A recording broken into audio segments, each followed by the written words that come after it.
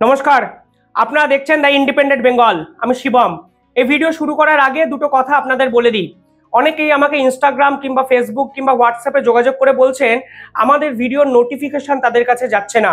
তাই প্রথমেই একটা অনুরোধ, যারা এই ভিডিওটি দেখছেন এই চ্যানেলটিকে একটু সাবস্ক্রাইব করবেন এবং পাশে থাকা বেল আইকনটি ক্লিক করে অল ভিডিওস করে রাখবেন, যেন আমাদের রেগুলার এই জিওপলিটিক্যাল ভিডিও আপনাদের ফিড অবধি যায়।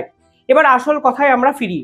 বাংলাদেশের বর্তমানে যে রাজনৈতিক অস্থিরতা দেখতে পাচ্ছেন, সেই রাজনৈতিক অস্থিরতাটাই যে শেষ কথা এবং এটাই যে ভবিষ্যৎ বাংলাদেশকে রচনা করবে, সেরকম আপনারা ভাববেন না।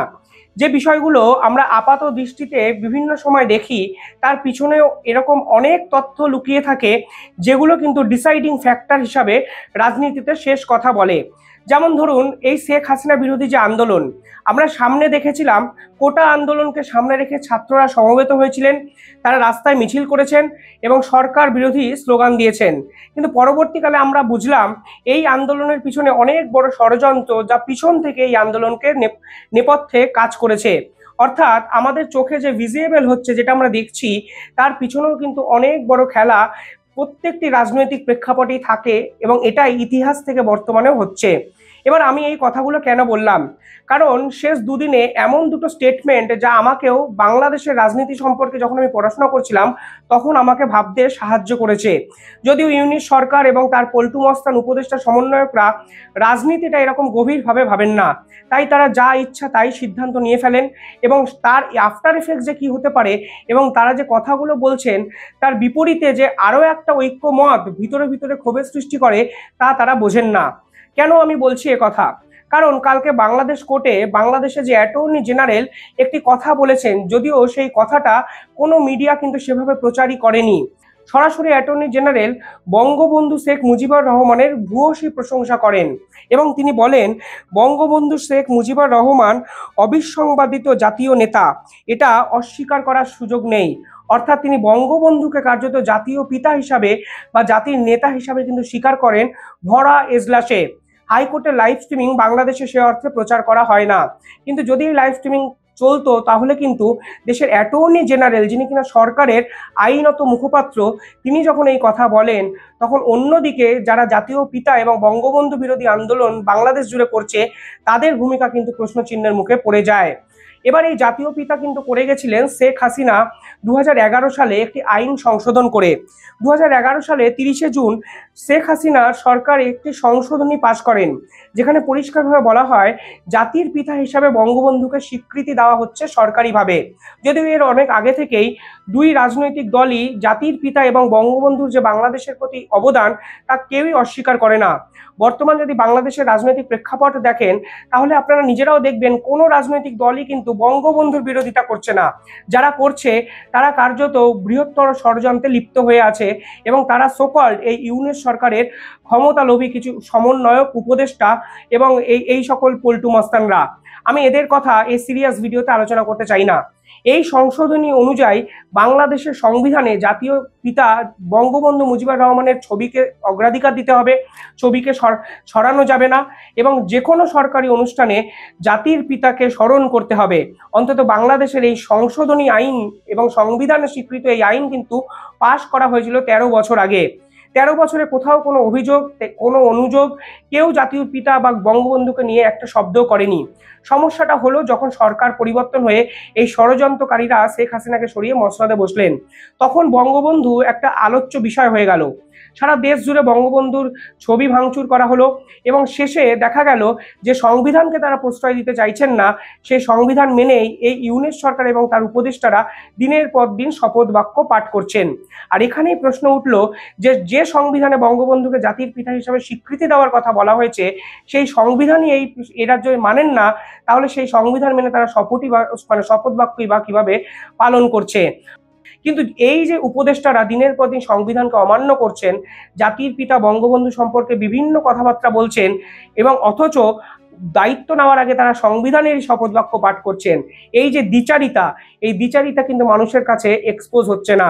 বাংলাদেশের একাধিক মিডিয়া এই সকল উপদেষ্টাদের হয়েই কথা বলছেন, কিন্তু এই কথা বলতে গিয়ে তারা বাংলাদেশে যে অন্ধকার অংশগুলোকে কার্যত কর্ণপাতী করছে না বা মানুষের কাছে তুলে ধরছে না।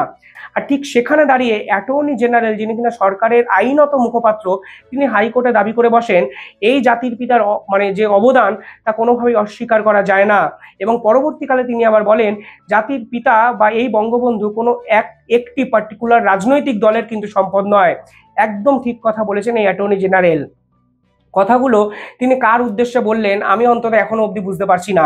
মানে সরকারের একজন মুখ, যিনি কিনা বঙ্গবন্ধুকে কার্যত জাতির নেতা হিসাবে হাইকোর্টে সরকারিভাবে স্বীকৃতি দান করছেন, অথচ সেই সরকার বারংবার করে বলছেন জাতির পিতা আওয়ামী লীগের নেতা, দেশের স্বাধীনতা বা মুক্তিযুদ্ধতে জাতীয় পিতার মানে বঙ্গবন্ধুর কোনো অবদানই নেই। অর্থাৎ প্রতি পদক্ষেপে ইউনিয়ন সরকার কিন্তু তার নিজস্ব বক্তব্যকেই নস্যাৎ করছে। এবং এই অ্যাটর্নি জেনারেল, যিনি কার্যত ইউনিট সরকারেরই প্রতিনিধি, তিনি জাতির পিতাকে যখন সগর্ব গৌরবে কার্যত আইনত একটা স্বীকৃতি হাইকোর্টে দিলেন, তখন কিন্তু ইউনিট সরকারের ভূমিকা নিয়েও একটা বড় প্রশ্নচিহ্ন উঠে যায়। পাশাপাশি যখন এই বিতর্ক আইনত সেক্টরে বঙ্গবন্ধুকে নিয়ে ইউনিট সরকারকে বিপাকে ফেলেছে, ঠিক তখনই সেনাবাহিনীর দুই কর্তা মানে সেনাপ্রধান এবং অ্যাসিস্ট্যান্ট সেনাপ্রধান দুটো অত্যন্ত গুরুত্বপূর্ণ কথা বলেন। তিনি বলেন দেশের আইন শৃঙ্খলা রক্ষা করতে সেনাবাহিনী আর কতগুলো দিন নিজেদের নিয়োগ মানে ব্যস্ত রাখবে তা ঠিক করবে অন্তর্বর্তীকালীন সরকার। দেখুন, এই কথাগুলোর মধ্যে অসম্ভব বিরক্ত একটা ভাব দেখা গেছে যিনি এই সাংবাদিক সম্মেলন করছিলেন।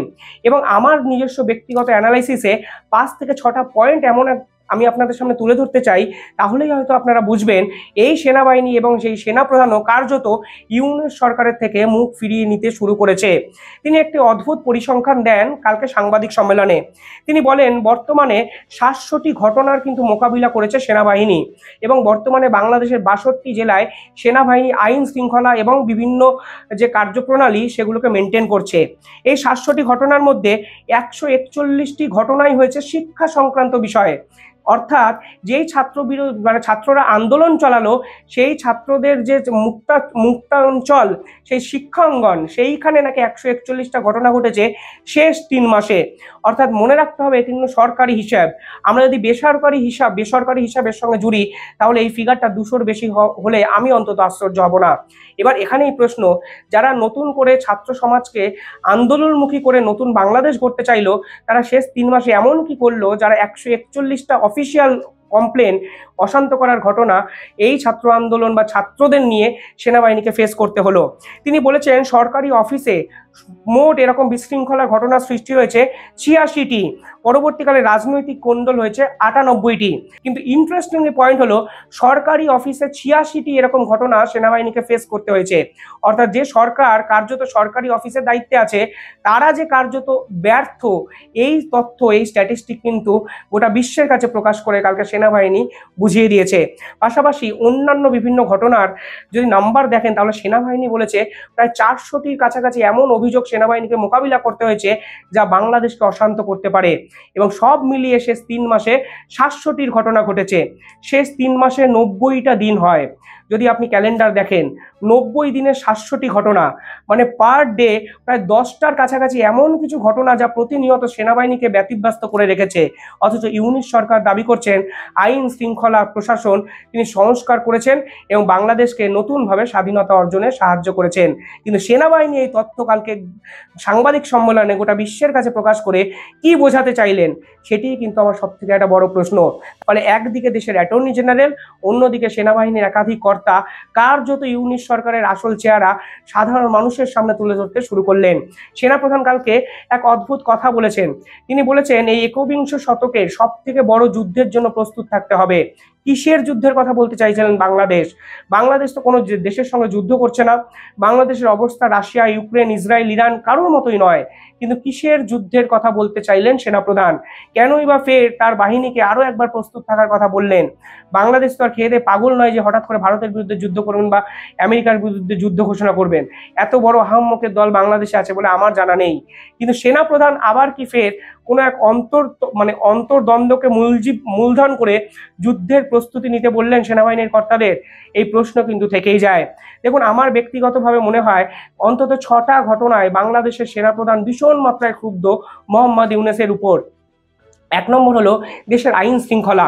দেশের আইন শৃঙ্খলার যে অবস্থা, যে পরিস্থিতি, তাতে কিন্তু সেনাবাহিনীর যে ভাবমূর্তি তা কিন্তু ক্ষুণ্ণ হয়েছে।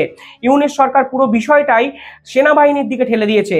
এবার সেনাবাহিনীর কাজ বা সেনাপ্রধানের কাজ হলো দেশকে সুরক্ষিত করা, বর্ডার এরিয়াতে সুরক্ষা দেওয়া, কিন্তু এই আইন শৃঙ্খলা রক্ষা করতে যেভাবে ট্রাফিক পুলিশের মতো রাস্তায় সেনাবাহিনী নামাতে হয়েছে, তাতে কিন্তু সেনাবাহিনীর সদস্যরাও ক্ষুব্ধ।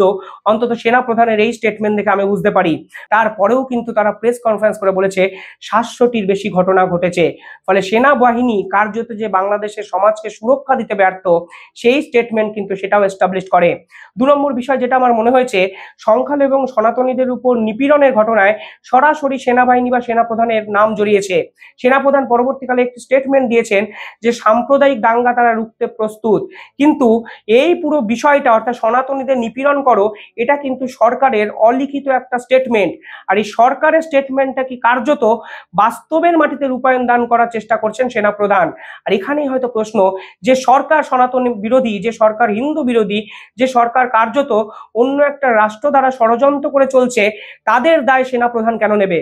কেন বাংলাদেশের ইতিহাসে সেনাবাহিনী এবং সেনাপ্রধানের যেই রকম গৌরব, যেই রকম ভালো ধারণা, চিন্তাধারা, সেটা কেন ক্ষুণ্ণ হবে শুধুমাত্র সরকারের অনৈতিক কিছু কার্যকলাপগুলোকে বাস্তবের মাটিতে এস্টাবলিশ করতে?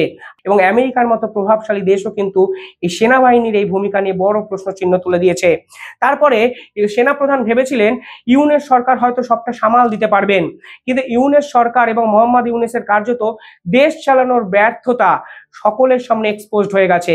আর সেনাপ্রধান সেটা বুঝতে পেরেছেন যে ইউনূস সরকার যদি আরো 3টে মাস এই বাংলাদেশকে চালনা করেন, তাহলে দেশে কিন্তু অন্ধকার ছাড়া আর কিছুই পড়ে থাকবে না। এবং সেখানেই হয়তো সেনাপ্রধান ইউনূস সরকারের সঙ্গে সরাসরি সংঘর্ষে যাওয়ার একটা পরিকল্পনা করেছেন। পাশাপাশি রাজনৈতিক দলগুলো কিন্তু আর সমর্থন করছে না ইউনূস সরকারকে। মনে রাখতে হবে, যখন শেখ হাসিনা ভারতে চলে আসেন, তখন সেনাপ্রধান উদ্যোগ নিয়ে সমস্ত রাজনৈতিক দলগুলোকে নিয়ে একটি মিটিং করেছিলেন, এবং সেটা হাসিনা চলে যাওয়ার ঘন্টাখানেকের মধ্যেই। অর্থাৎ সেনাপ্রধান কিন্তু বুঝেছিলেন বাংলাদেশের রাজনীতি চালানোর জন্য রাজনৈতিক দলগুলোর সহায়তা দরকার, কিন্তু বর্তমানে এই সমন্বয়ক উপদেষ্টা বা ইউনূস সরকারদের বকলমে দেশের কোনো রাজনৈতিক দলই সমর্থন করছে না। আর রাজনৈতিক দলের সমর্থন হারানোয় কিন্তু সেনাপ্রধান কার্যত ইউনূসের থেকে মুখ ফিরিয়ে নিচ্ছেন একটু একটু করে। পাশাপাশি সমন্বয়ক এবং উপদেষ্টাদের যে অসভ্যতামি সেনাপ্রধান দেখছেন, যেভাবে তারা সরকারকে ট্রিট করছেন, এবং যেভাবে তারা ক্রমাগত মানসিক ট্রিগার চালিয়ে সরকারের থেকে বিভিন্ন সিদ্ধান্তকে কার্যত শিলমোহর দিচ্ছেন এবং বাংলাদেশের মাটিতে ইমপ্লিমেন্ট করার চেষ্টা করছেন, তা কিন্তু নিঃসন্দেহে সেনাপ্রধান ভালোভাবে মেনে নেবেন না। পাশাপাশি ভারত এবং আমেরিকা তারা যেভাবে বাংলাদেশের উপর চাপ বৃদ্ধি করেছে, তাতে কিন্তু সেনাপ্রধান নিশ্চিতভাবেই একটু বিচলিত হবেন। কারণ এই সেনাপ্রধানের সঙ্গে জো বাইডেনের অত্যন্ত ভালো সম্পর্ক। কিছুদিন আগে তিনি আমেরিকায় গিয়ে মিটিং করেছেন, কিন্তু ডোনাল্ড ট্রাম্প ক্ষমতায় আসার পর কার্যত সেনাপ্রধানও কিন্তু বুঝে গেছেন বাংলাদেশে এই ইউনূস সরকারের দিনক্ষণ কিন্তু ঘনিয়ে এসছে। আর যেভাবে ভারত এবং আমেরিকা দিনের পর দিন বাংলাদেশের এই চলমান ঘটনা নিয়ে স্টেটমেন্ট দিচ্ছে, কথা বলছে, এবং বাংলাদেশের সমগ্র বিষয়টা আন্তর্জাতিক মহলে এস্টাবলিশ করছে, প্রতিষ্ঠা দিচ্ছে, ঠিক সেখানে কিন্তু সেনাবাহিনীর ভূমিকা বা সেনাপ্রধানের ভূমিকা বড় প্রশ্নচিহ্নের মুখে পড়বে। আমার মনে হয় এই ইউনূস সরকারের সাথে সেনাপ্রধানের এই রকম যে বাদানুবাদের বা এই রকম যে মুখ ফিরিয়ে নেওয়ার ঘটনা হচ্ছে, তার পিছনে এটা অন্যতম একটা কারণ। আপাতত এই 6টা কারণ আমার ভীষণ মাত্রায় অ্যানালাইসিস করে, বাংলাদেশের পরিস্থিতি অ্যানালাইসিস করে মনে হয়েছে। আপনারা আপনাদের কমেন্টে আপনাদের সিদ্ধান্ত বা আপনাদের কথা জানাতেই পারেন। তবে আমার ব্যক্তিগত স্তরে মনে হয় সেনাপ্রধান যদি কার্যত এই ইউনূস সরকারের উপর থেকে সমর্থন তুলে নেয়, তাহলে কিন্তু এই পাড়ার পল্টু মস্তান, উপদেষ্টা বা সমন্বয়করা দেশ ছেড়ে পালাতে বাধ্য হবেনি। এই বিশ্লেষণের সম্পর্কে আপনাদের কি মত নিঃসন্দেহে জানাবেন। তবে ছোট্ট একটা অনুরোধ, চ্যানেলটি সাবস্ক্রাইব করে পাশে থাকা বেল আইকনটি ক্লিক করে রাখবেন। ধন্যবাদ, ভালো থাকবেন।